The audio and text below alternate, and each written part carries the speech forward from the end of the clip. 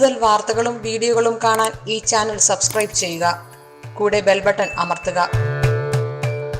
നമസ്കാരം. പുതിയ വീടെല്ലാം പണിത് പുതിയ വീട്ടിലേക്ക് താമസം മാറുന്ന സമയത്ത് ചിലവര് ഒരു ആർഭാടപൂർവമായിട്ടും ചിലവരൊന്നും പെട്ടെന്ന് ഒരു ചടങ്ങും വേണ്ട, ഇപ്പൊ കൊറോണയൊക്കെ ആയതുകൊണ്ട് ആർക്കും ഒരു ചടങ്ങും ഇല്ല. എങ്കിൽ പോലും ഗൃഹപ്രവേശം എങ്ങനെയാണ് നമ്മൾ ആചാര്യവിധി അനുസരിച്ച് ആചരിക്കേണ്ടതെന്ന് നമുക്ക് നോക്കാം. സാധിക്കുമെങ്കിൽ അതേ രീതിയിൽ തന്നെ നിങ്ങളത് ചെയ്യാൻ നോക്കണം. കാരണം നമ്മുടെ സ്വപ്നമായ ഒരു ചെറിയ വീട് നമ്മൾ പണിത് കഴിയുമ്പോൾ അതിലേക്ക് മാറി താമസിക്കുകയും ഗൃഹപ്രവേശം നടത്തുകയും ചെയ്യുമ്പോൾ തീർച്ചയായിട്ടും നമുക്ക് ചില സ്വപ്നങ്ങളും പ്രതീക്ഷകളൊക്കെ ഉണ്ടാവും. വാസ്തുശാസ്ത്രം അനുസരിച്ച് ആർഭാടത്തോടു കൂടി വേണം ഗൃഹപ്രവേശം നടത്താൻ എന്ന് നിർദ്ദേശിക്കുന്നുണ്ട്. വാസ്തുശാസ്ത്രത്തിൽ വാസ്തു അനുസരിച്ച് ഗൃഹം പണിതാൽ മാത്രം പോരാ, അത് വളരെ ആർഭാടമായ രീതിയിൽ തന്നെ ആയിരിക്കണം എന്നും അനുശാസിക്കുന്നുണ്ട് ആചാര്യന്മാര്. ഇത് 3 വിധമാണ് ഈ ഗൃഹപ്രവേശം നടത്തേണ്ടത്.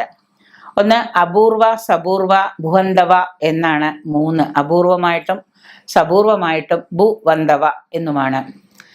അതായത് ഈ ഒരു പുതിയ വീട് പണി തുടങ്ങുമ്പോൾ എല്ലാ നിർമ്മാണ പ്രവർത്തനങ്ങളും നമ്മൾ പൂർത്തീകരിച്ച്, ആദ്യമായിട്ട് 1 എന്ന് തുടങ്ങി എല്ലാ നിർമ്മാണ പ്രവർത്തനങ്ങളും പൂർത്തീകരിച്ച് പുതിയതായിട്ടൊരു ഭവനത്തിലേക്ക് നമ്മൾ കയറുമ്പോൾ പലതരത്തിലുണ്ടല്ലോ. പുതിയ വീട്, ഇപ്പൊ പഴയ വീട് പുതുക്കി പണിയാം. ഇവിടെ നമ്മളിപ്പോൾ പറയുന്നത് പുതിയ ഒരു ഭവനം അത് പണി തീർത്ത് അതിൻ്റെ പണിയെല്ലാം പൂർത്തീകരിച്ച് അതിലേക്ക് നമ്മൾ പ്രവേശിക്കുമ്പോൾ അപൂർവ എന്നാണ് അതിനെ പറയുന്നത്.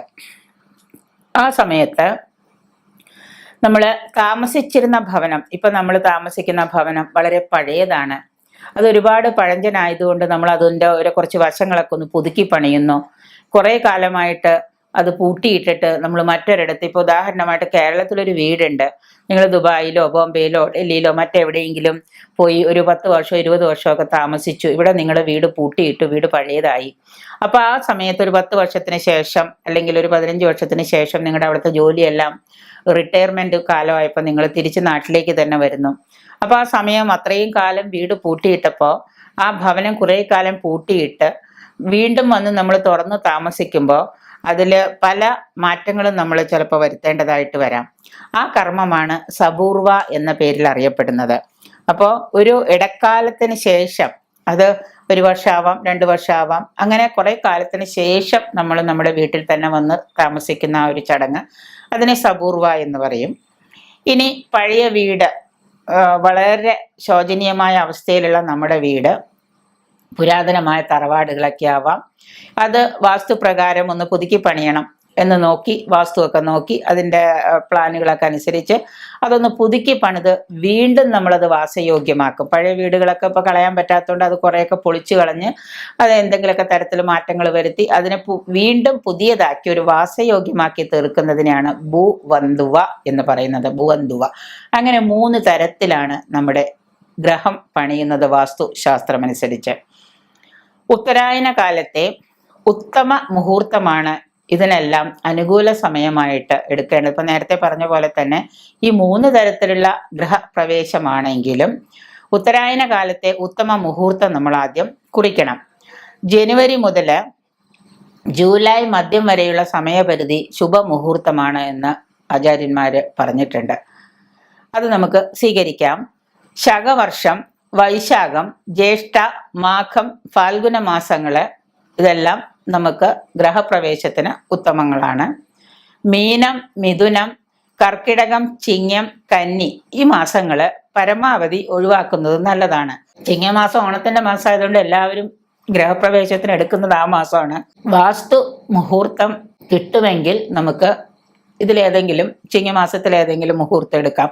വാസ്തു മുഹൂർത്തം ലഭിക്കുമെങ്കിൽ ഹൈന്ദവ ആചാരപ്രകാരം ഗണപതി ഹോമം, വാസ്തുപൂജ, ഭഗവതി സേവ, വാസ്തുബലി, മൃത്യുഞ്ജയ ഹവനം തുടങ്ങിയ പൂജാദികളൊക്കെ നടത്തി ഗൃഹപ്രവേശത്തിന് ബന്ധുക്കളും സുഹൃത്തുക്കളെയും അത്യാവശ്യം വേണ്ട ആളുകളെയും അയൽപക്കക്കാരെയും മതാധ്യക്ഷന്മാരിപ്പോൾ ക്രിസ്ത്യൻസ് ആണെങ്കിൽ അവരുടെ മതാധ്യക്ഷന്മാരെയൊക്കെ വിളിക്കും. നമ്മളാണെങ്കിൽ തിരുമേനിമാരെയോ അല്ലെങ്കിൽ പൂജ ചെയ്യാൻ വരുന്ന ശാന്തിമാരെയോ ഇങ്ങനെ അവരെ എല്ലാവരെയും വിളിച്ച്, മത അധ്യക്ഷന്മാരെയൊക്കെ വിളിച്ച്, പുരോഹിതന്മാരെ വിളിക്കും.